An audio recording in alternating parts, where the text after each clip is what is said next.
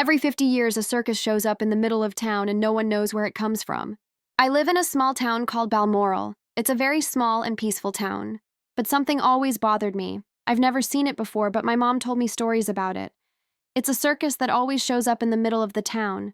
No one has ever seen it go there or leave, they just know it appears there every 50 years and disappears. Today makes 50 years, and me along with my friends Evelyn, Shamar, Lily, and Kalani are planning to go there and uncover the mystery. We all slept over Evelyn's house because she lived the closest. We all woke up to the sound of the alarm clock. We packed our bags full of forks and small daggers and food and water because we weren't sure what to expect. We left the house and started to walk up the lane where we would reach the circus. We reached the middle of town, and as predicted, there was a circus full of laughter. After realizing that it was harmless, after years and years, people started warming up and waited for this every 50 years and would excitedly take their kids there. We weren't there for the popcorn or the rides or to see the animals. We were there to uncover the truth. We searched everywhere but found nothing. But there, I saw it, on one of the tents, was a little door. I called to the others, signaling for them to come check it out. We opened the door and went inside. It was a hallway, which was weird because it was a small tent. Shamar wasn't having it. He turned to leave, but the door closed and trapped us inside. As we walked down the hallway, we heard children laughing, but not fun laughing. The laughing sounded eerie and unsettling. We walked until we reached 3 doors. One of them was red, the other green, and another black. We were all trying to decide which one to go in. Eventually, we all settled on the middle door, which was the green one. We entered a room full of mirrors. We weren't paying attention, just walking, and I was looking in the mirror and saw it made my head look funny. So I turned to tell them to look, but then realized that it was just me. I quickly called out the them, and then we all realized we had gotten split up. It was hard to find each other since the mirrors were tall and reflecting light. As we were looking for each other, I saw a man in full black. He had a knife in his hand and a mask. I quickly screamed for everyone to run. We were all trying to find a way out. I was running when I bumped into Kalani, my sister. You quickly told her to run the opposite direction. We started running together. We found a light shining and decided to run towards it. We were running and collided with everyone that came from different direction. We quickly regained composure and started running towards the light. I hit my head on the mirror. It wasn't an exit. It was just another mirror.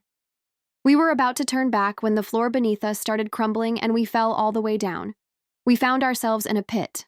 We looked up and the ceiling was closed, and there were some weird dragon statues with their mouth open. And beneath them, there were some levers. We were confused. Lily was trying to figure out what to do when she accidentally tripped and grabbed onto one of the levers, pulling it. Not long after, water started coming out the mouth of one of the dragon statues. It was heavy and a lot. We tried pulling other levers to see if it would stop, but it only made it worse. The small space was quickly filling up with water and we were being floated up to the ceiling. We thought we were about to die when Kalani looked down and said there was a sluice gate down there. If we managed to open it, we might survive, so we all agreed. We all held our breaths and dived under there to try and pull it. We pushed and turned the handle, but nothing was working. We all came back up for air. The water had now reached under our noses. Lily was a synchronized swimmer and could hold her breath for long, so she decided to give it another try. As she dived down, the water covered us completely, leaving us hanging by a life or death situation, as we were struggling to hold our breaths any longer. Lily managed to pull it. The water current suddenly pushed us down and into a river we landed. We quickly climbed out and onto the ground. We were all gasping for air, as we were talking and taking a break. An arrow came flying my way and it grazed my face, cutting it. We all started running when Evelyn's hand got caught in a tree branches and it cut her arm badly. We continued to run while she held her arm. We stopped suddenly. There was a cliff and we had nowhere to run. I heard gunshots and my ears rang before everything went black. I woke up in Evelyn's room to the sound of an alarm clock. I quickly sat up, wondering if it was just a dream. We were all looking at each other, not sure what to say. Lily broke the tension. Did we really just have the same dream? Evelyn looked at her arm. It was okay. But the pain still lingered. And then I looked in the mirror at my face, the scar was gone. But I remembered before blacking out, I purposely cut myself with a sharp stone I found. And sure enough, it was there, the cut. But before our eyes, it healed.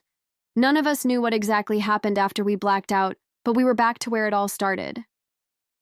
I hope you guys liked the story. Stay tuned for a more interesting story. Bye guys, love y'all.